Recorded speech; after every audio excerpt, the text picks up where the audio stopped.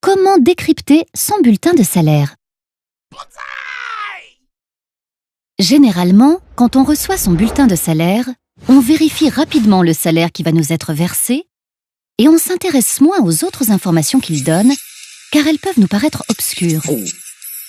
Alors, comment décrypter son bulletin de salaire sans s'arracher les cheveux? Tout d'abord, pour comprendre comment on obtient le salaire net, il faut s'intéresser à une notion qui n'apparaît pas sur le bulletin de salaire, c'est le salaire super brut.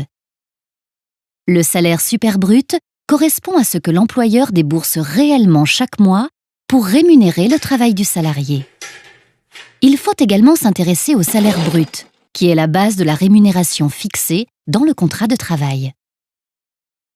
Pour l'obtenir, on déduit du salaire super brut le montant des cotisations sociales payées par l'employeur, également appelées cotisations patronales.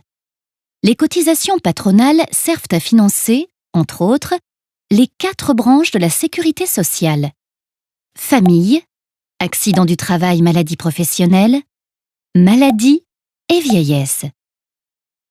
L'Union nationale pour l'emploi dans l'industrie et le commerce, UNEDIC, qui gère l'assurance chômage. Le Fonds national d'aide au logement, FNAL, ou encore les régimes complémentaires de retraite.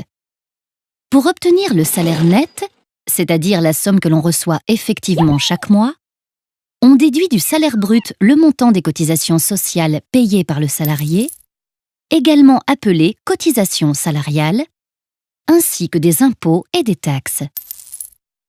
Les cotisations salariales servent à financer, entre autres, 2 branches de la sécurité sociale, maladie et vieillesse, l'UNEDIC ou encore les régimes complémentaires de retraite. Les cotisations salariales sont généralement moins élevées que les cotisations patronales.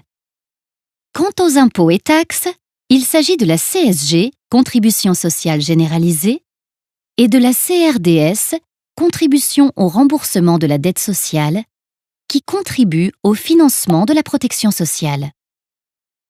Enfin, pour obtenir le salaire net imposable, qui sert de base au calcul de l'impôt sur le revenu, on rajoute au salaire net une partie de la CSG et de la CRDS qui a déjà été payée par le salarié.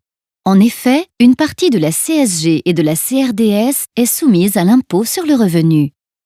On parle de CSG et de CRDS non déductibles. C'est pourquoi le salaire net imposable est plus élevé que le salaire net. Vous voilà désormais prêt à décrypter votre bulletin de salaire.